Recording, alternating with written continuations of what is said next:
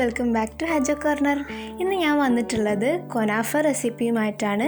സിമ്പിളായിട്ട് നമുക്ക് ഇഷ്ടപ്പെട്ട അറേബ്യൻ സ്വീറ്റ് കുനാഫ എങ്ങനെയാണ് ഉണ്ടാക്കുന്നുള്ളത് നോക്കിയാലോ. അപ്പോൾ ഇതിനായിട്ട് ആദ്യം കുനാഫ ഡോ എടുത്തിട്ടുണ്ട്. ഇത് 500 ഗ്രാമിൻ്റെ ഒരു പാക്കറ്റാണ്. ഇത് മുഴുവനൊന്നും നമുക്ക് ആവശ്യമില്ല. പിന്നെ ഞാൻ സ്ലൈസ്ഡ് ചീസാണ് എടുത്തിട്ടുള്ളത്. ഇതിന് പകരം മോസറല്ല ചീസും യൂസ് ചെയ്യാവുന്നതാണ്. പിന്നെ നമുക്ക് വേണ്ടത് ബട്ടറാണ്, അൺസാൾട്ടഡ് ബട്ടർ.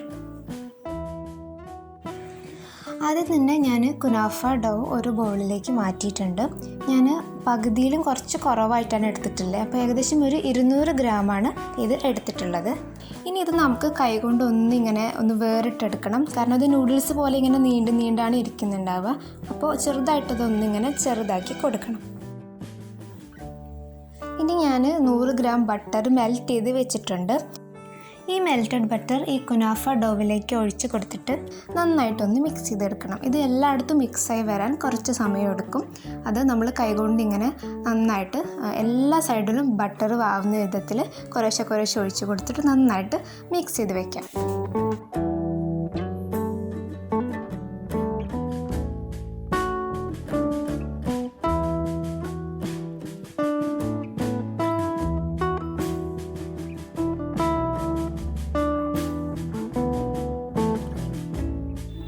ഇപ്പോൾ ബട്ടർ ഇതിൽ നന്നായിട്ട് മിക്സായി വന്നിട്ടുണ്ട്.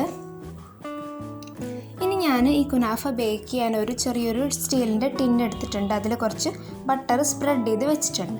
അതിലേക്ക് ഇപ്പോൾ നമ്മൾ മിക്സ് ചെയ്ത് വെച്ച അത് നമുക്കിതിലേക്ക് ചേർത്ത് കൊടുക്കാം. ജസ്റ്റ് കൈകൊണ്ടൊന്നിങ്ങനെ അമർത്തിയിട്ട് വീണ്ടും അതിൻ്റെ മുകളിൽ വെച്ച് നന്നായിട്ട് നമുക്കൊന്ന് സെറ്റ് ചെയ്തെടുക്കാം.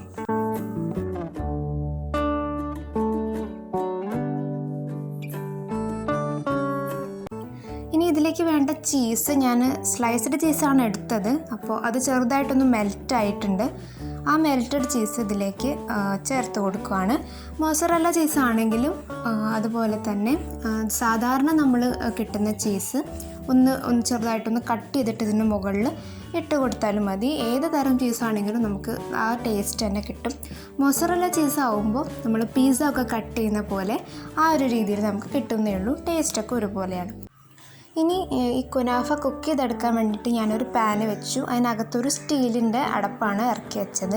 അതിലേക്ക് ഈ ടിന്ന് ഞാൻ ഇറക്കി വയ്ക്കുവാണ്. ഇതൊരു 2-3 മിനിറ്റ് ഒന്ന് പ്രീ ഹീറ്റ് ചെയ്താണ്. ഇനി ഇത് അടച്ചു വെച്ചിട്ട് നമുക്കൊരു 20-25 മിനിറ്റ് മിനിമം ഒന്ന് ബേക്ക് ചെയ്തെടുക്കണം. ആ മുകളിൽ ചീസ് ഫുള്ളായിട്ട് മെൽറ്റായോ നോക്കിയാൽ നമുക്ക് അത് കുക്കായിട്ടുണ്ടോ എന്ന് അറിയാൻ പറ്റും.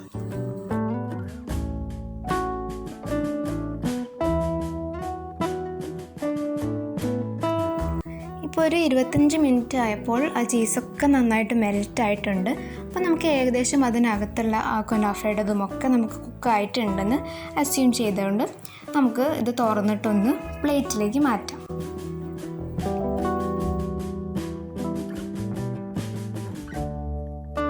ഇപ്പോൾ ഞാൻ കുനാഫ ആ ടിന്നിൽ നിന്ന് ഒരു പ്ലേറ്റിലേക്ക് മാറ്റിയിട്ടുണ്ട്.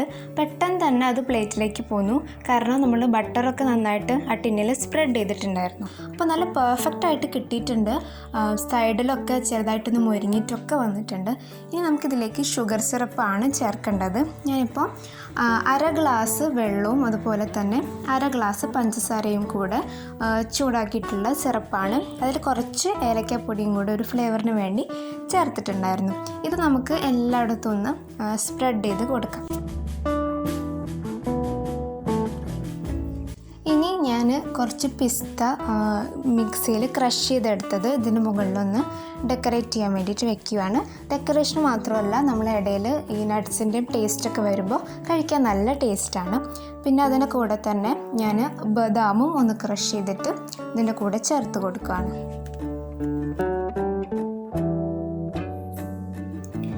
അപ്പോൾ നമ്മുടെ കുനാഫ ഇവിടെ റെഡി ആയിട്ടുണ്ട്.